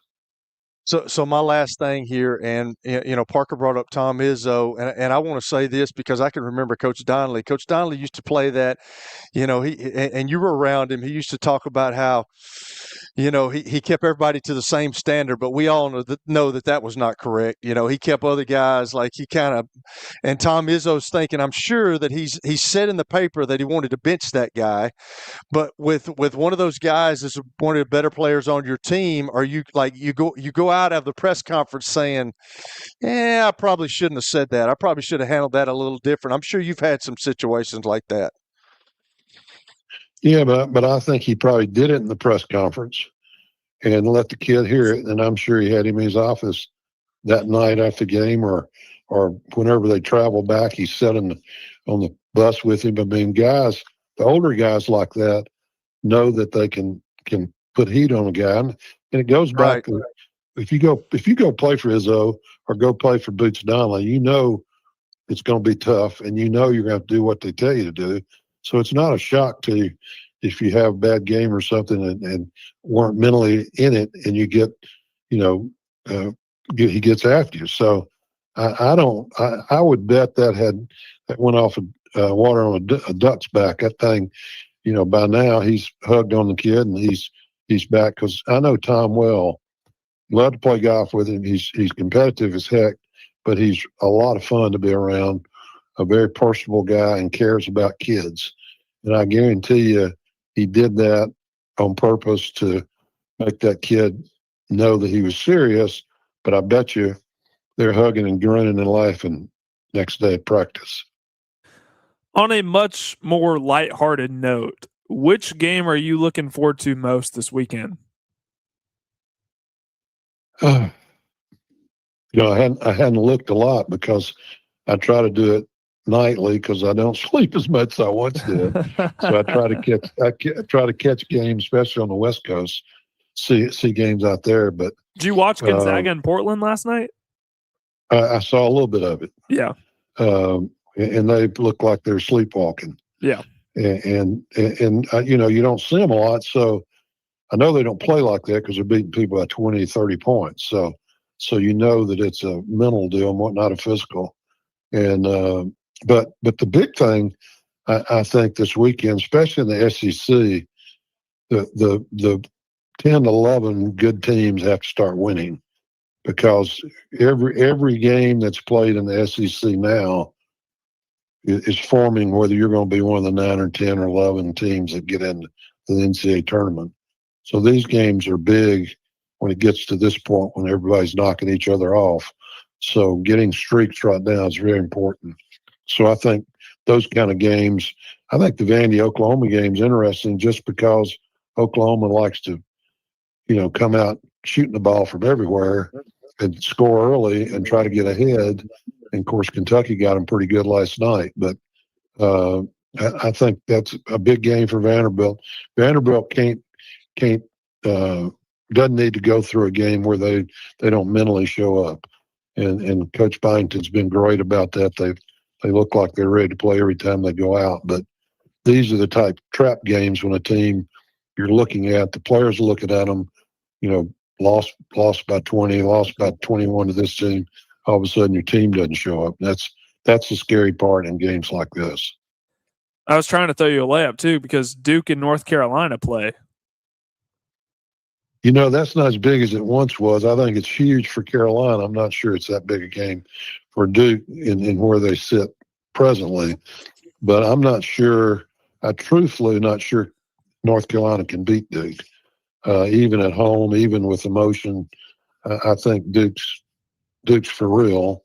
And North Carolina's got, Wilson's, I don't know if you've watched him much, but he's really good and gets better every game I see him play.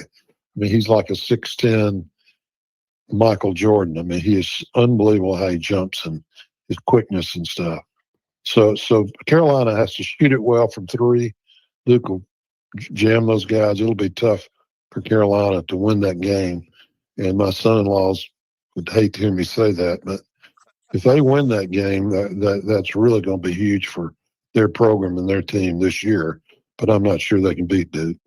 And, of course, all this is the night before the Super Bowl, and we've been talking about the Super Bowl the last 2 weeks.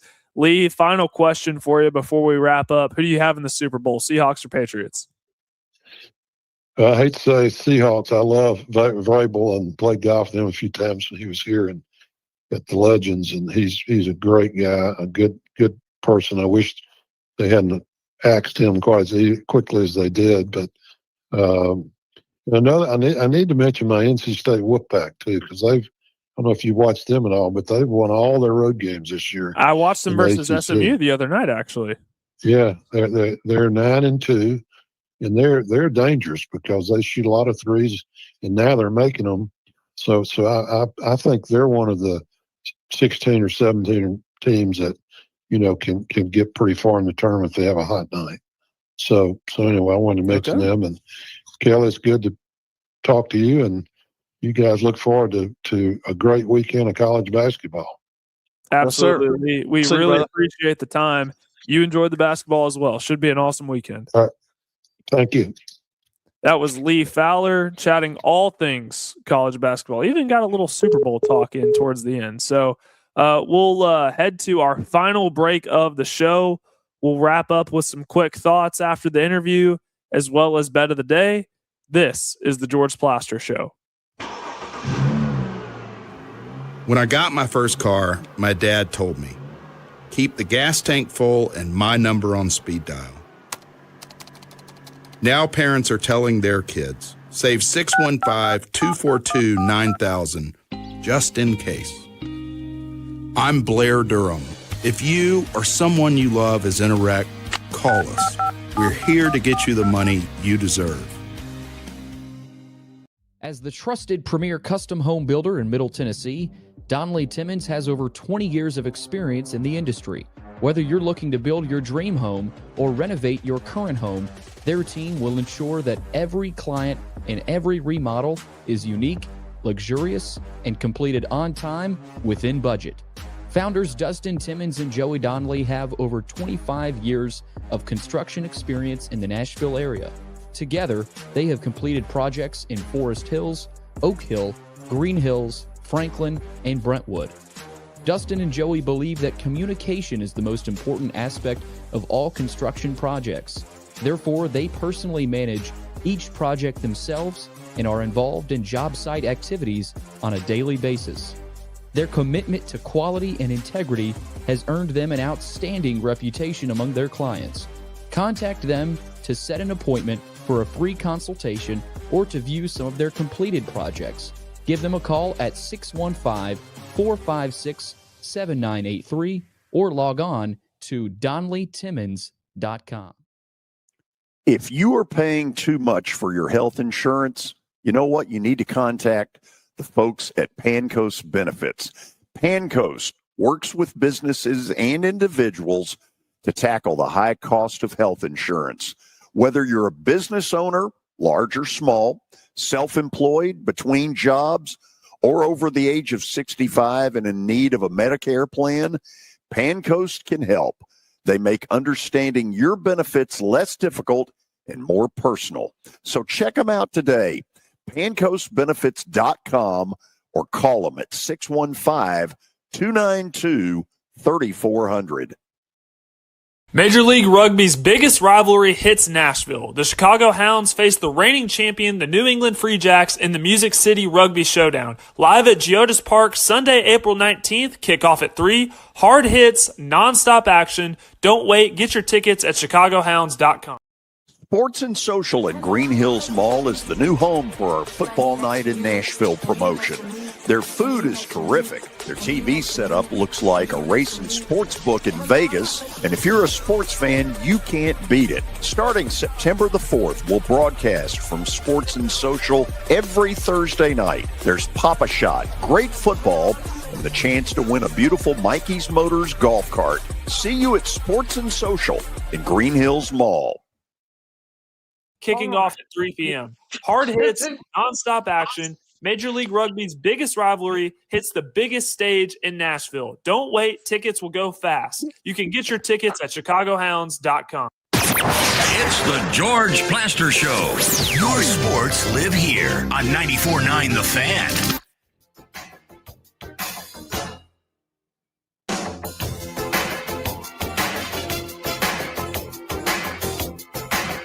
Wrapping up the show here on the George Plaster Show on this Thursday.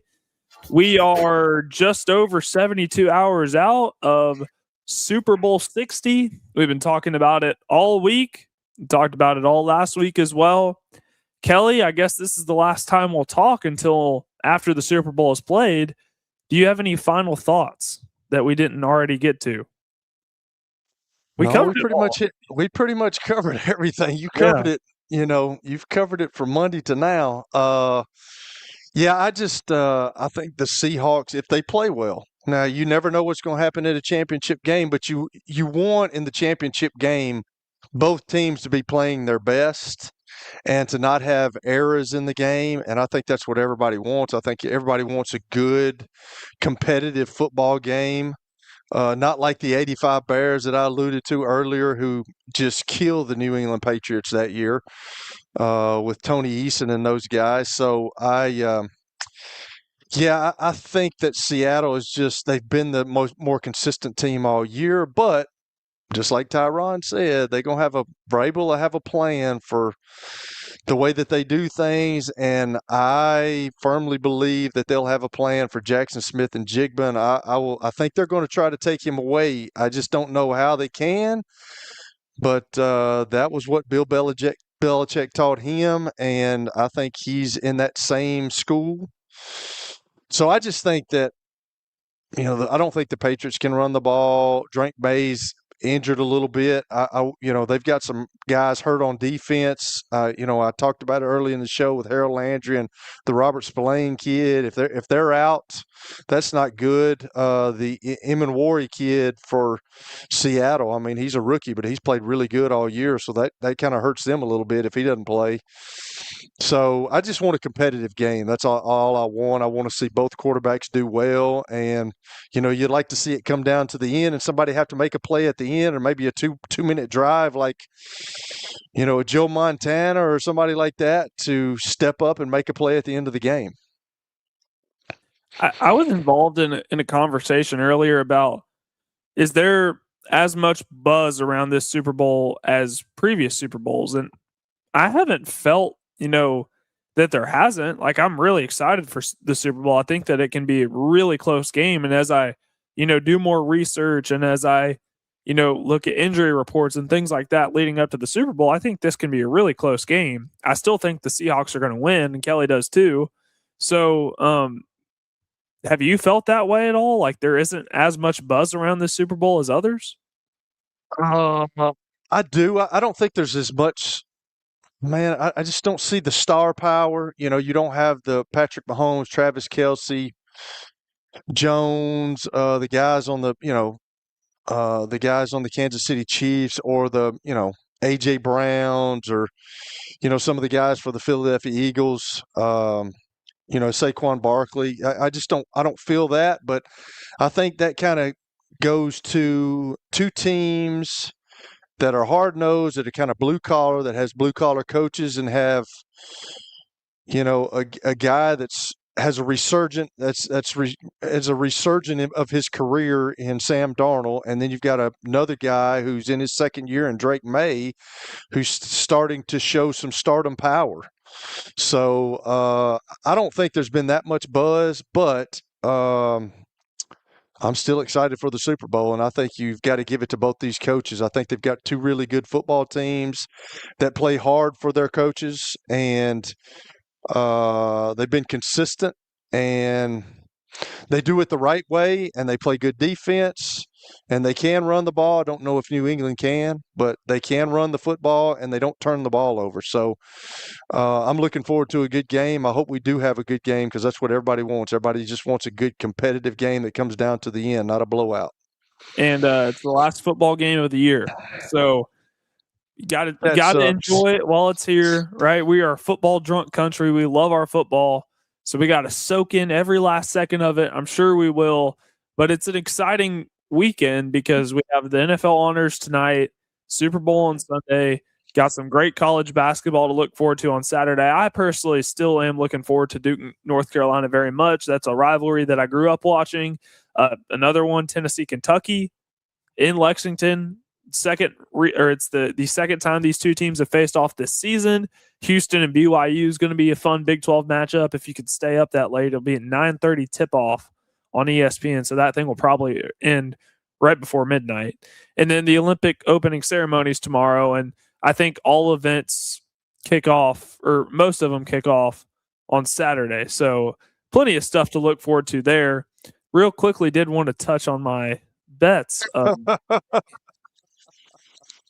You're so full of it, Parker.